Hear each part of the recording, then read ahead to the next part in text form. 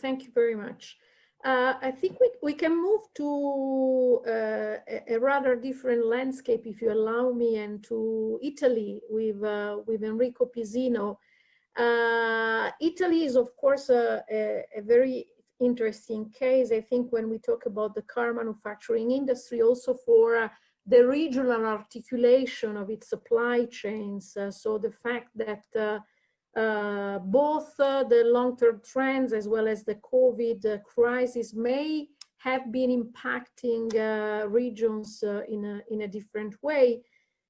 And another element of interest, I think, and Enrico, please, I will ask you to comment on this, is what was mentioned earlier by David, the mergers and acquisitions that are going to change importantly the industry. And of course, this is the case of the Fiat Chrysler and Peugeot Group merger. So can you provide us the view from Italy and how you see this impacting also the regions, the different regions engaged in the car manufacturing? For sure. Thank you, Lucia. I'm very happy to share what we are doing here in Italy.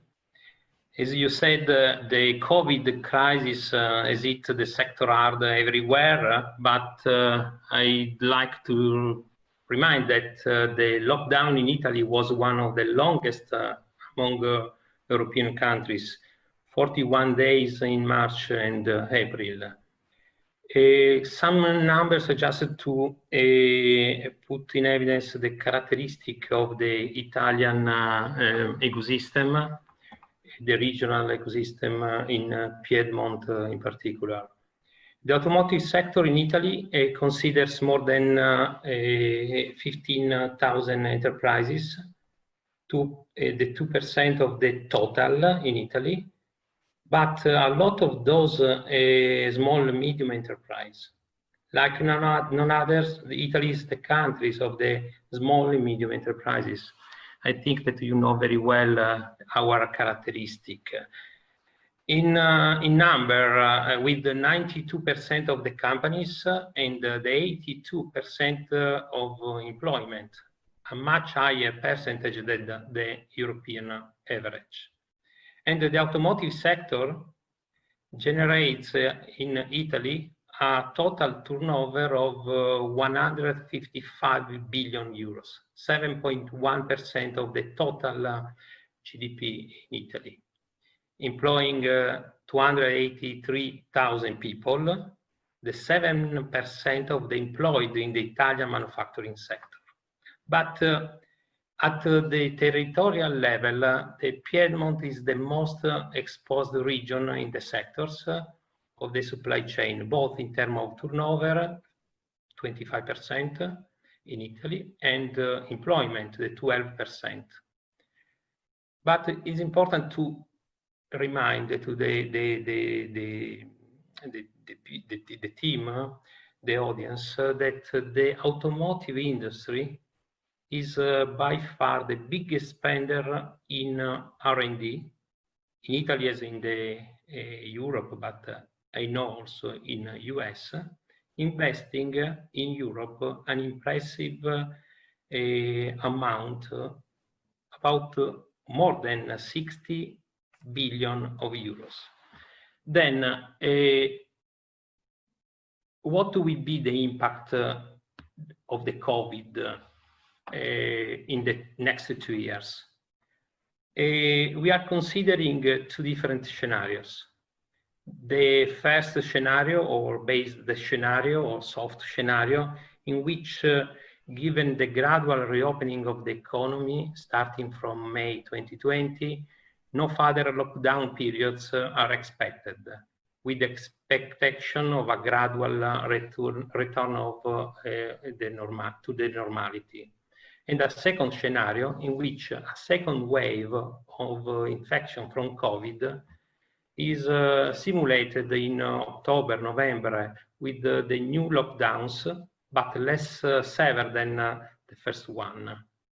According to the forecast, the region in which the fall in revenues in the next 2 years will be more significant than the expected turnover in a scenario without the COVID is in Piedmont estimate about 14 billion less in the base scenario and 18 billion in the pessimistic scenario.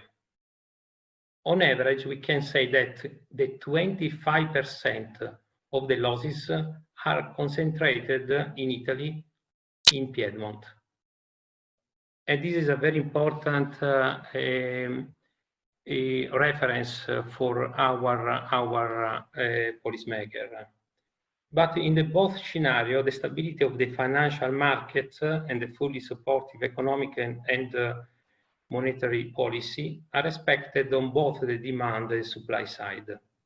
But what I'd like to share is that the real risk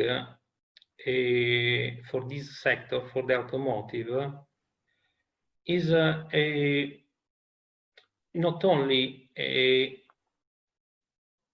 put in evidence by the losses, but we have to think about the investment that we are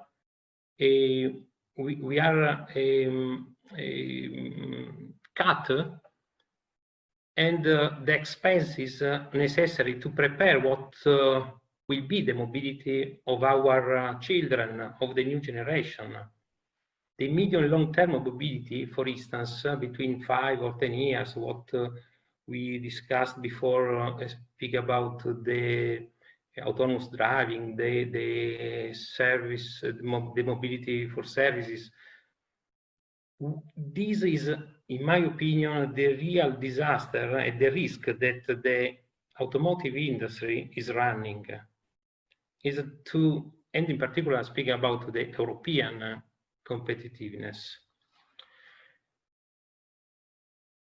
In my mind, is necessary to support, for sure, the demand market in line with the policy, the environmental policy, for instance, giving incentives only for the green mobility. But this is, in my mind, the unique opportunity to speed up the transition to the actually and concretely sustainable and clean mobility. Then I think that we need to prepare the future of the European industry, starting from the different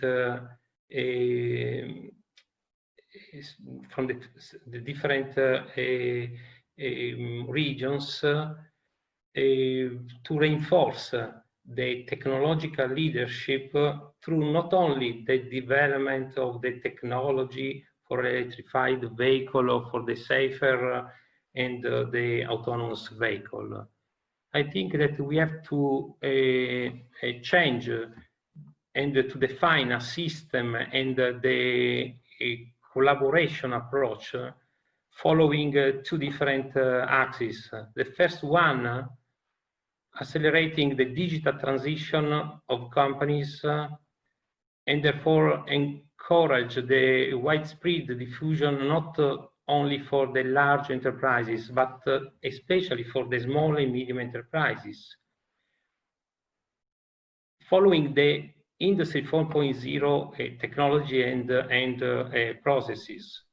Only in this way we can recover efficiency and increase the resilience of the European industry.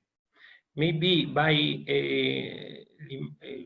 limiting the import of the component from non-European countries, thinking about the reshoring for some production, in particular for the key technology production.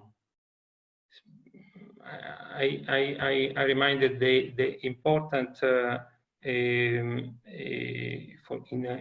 our sector of the battery systems for the sensing or for the artificial intelligence technology. I think that the development of European production chains must be encouraged by all regions. I repeat, supporting in particular the small and medium enterprises. Probably also considering new partnership, public-private partnerships to support this first action. On the other hand, I think that this is a very right time to develop the sustainable and green mobility by exploiting a system approach and achieving the digitalization of the mobility system. I think we have to support the investment because in the current year, I guess that a lot of car makers, a lot of suppliers, I think the supply chain is cutting the investment for R&D for long term to recover or to reduce the losses in the